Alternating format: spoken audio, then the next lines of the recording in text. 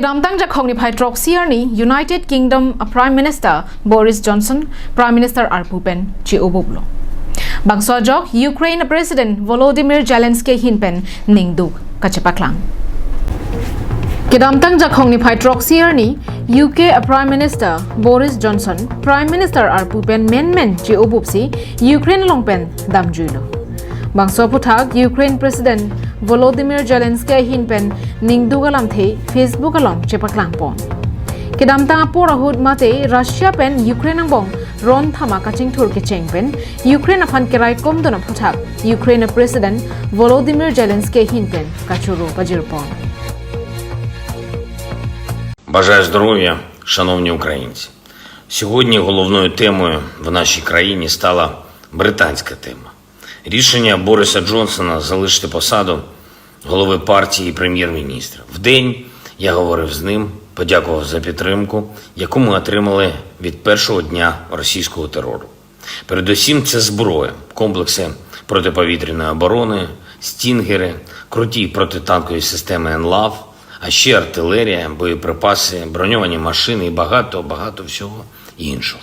Вагома політична підтримка, сильні санкції проти Росії, фінансова допомога нашій державі. Лише на потреби безпеки і оборони виділено більше 2 мільярдів фунтів від 24 лютого. Роль Британії дійсно глобальна у захисті свободи. І хоча це відображення позиції британського суспільства, все ж таки лідерство і харизма. Lapenan parta alangli mesen.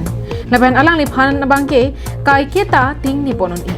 Lapenan parta kaiketa kacharap chitua bangke doverji.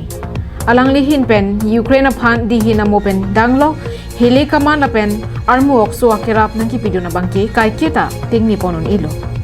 Lapen labangso arpu kachi o ahud lam theke jai bonsetame Ukraine phana bangke UK hinpen kaikia mata cherap chitu dunverji pusi. Boris Johnson pen ningje pon. Nasi ningbi nange UK hin pen ili tumaki sung do ana hot satame nang cherap chutu dunji pusi Ukraine ra phan President Zelensky pen ningje pon thu. Мають особливе значення.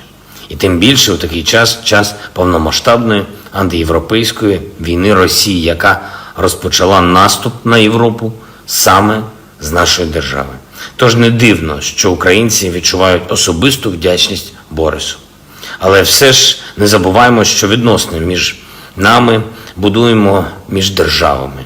Підтримка Великої Британії і України не має змінитись, щоб не відбувалося у лондонських владних колах. І Борис, і всі наші друзі в Сполученому Королівстві запевнили. International Desk Report, Karbi Anglong Live.